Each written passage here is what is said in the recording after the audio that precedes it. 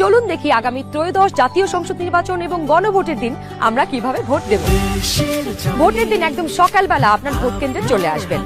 নারী পুরুষ ঠিক এইভাবে আলাদা আলাদা লাইনে দাঁড়াবেন। লাইনের শুরুতেই আপনার ভোটার ক্রমিক নাম্বার উল্লেখ করে লেখা থাকবে আপনি কোন কক্ষে ভোট দেবেন। ভোট কেন্দ্রের কোন কক্ষে আপনি ভোট দিবেন সে বিষয়ে আনসাররাও আপনাকে সহায়তা করবেন। এরপর আপনি সোজা চলে যাবেন আপনার ভোট কক্ষে। কিভাবে নারী এবং পুরুষ ভোটারদের আলাদা রুমে ভোট গ্রহণ করা হচ্ছে চলুন দেখে আসি। কক্ষগুলোর বাইরেও ভোটার ক্রমিক নম্বরগুলো লেখা থাকবে। প্রথমেই একজন পোলিং অফিসার আপনার নাম এবং ভোটার নম্বর জিজ্ঞাসা করবেন। তারপর আপনার চেহারার সাথে আপনার ভোটার তালিকায় থাকা ছবি মিলিয়ে দেখবেন। এটা আমি, এখানে একটু খারাপ আসছে ছবি। বাবার নাম আনিসুজ্জামান। ভোটার আয়শা খানম, ভোটার নং 0157।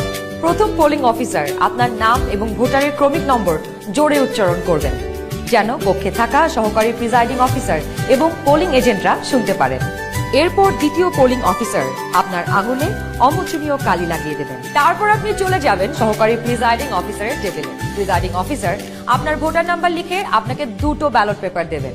জানি এবার গণভোটের জন্য গোলাপি ব্যালট আর সংসদ সদস্য নির্বাচনের জন্য সাদা কালো ব্যালট। বাহ! ব্যালট পেপার নেবার সময় আপনাকে স্বাক্ষর করতে হবে।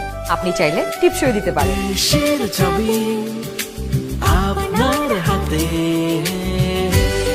ব্যালটের সাথে দেওয়া হবে সিল মারার জন্য একটি রাবার স্ট্যাম্প। আপনি 2টি ব্যালট এবং রাবার স্ট্যাম্প নিয়ে ভোট দেবার গোপন কক্ষে যাবেন। এবার কিন্তু সময় বাঁচানোর জন্য অনেক ভোট কেন্দ্রেই 2টো গোপন কক্ষ থাকবে, যাতে একই সময়ে 2জন ভোটার 2টো গোপন কক্ষে ভোট দিতে পারেন। গোপন কক্ষের ভেতরে আপনি কিভাবে ব্যালটে সিল দিবেন চলুন দেখি। গণভোটের গোলাপি ব্যালটে হ্যাঁ এবং না 2টো ঘর থাকবে। সংস্কার বা পরিবর্তন চাইলে হ্যাঁতে সিল মারুন। গণভোটে আপনি হ্যাঁ দিলে সবগুলো সংস্কার পাবেন, আর না দিলে কোনো সংস্কারই পাবেন না। এরপর ব্যালটটি লম্বালম্বি ভাঁজ করুন যেন সিলের রং অন্য ঘরে না পড়ে।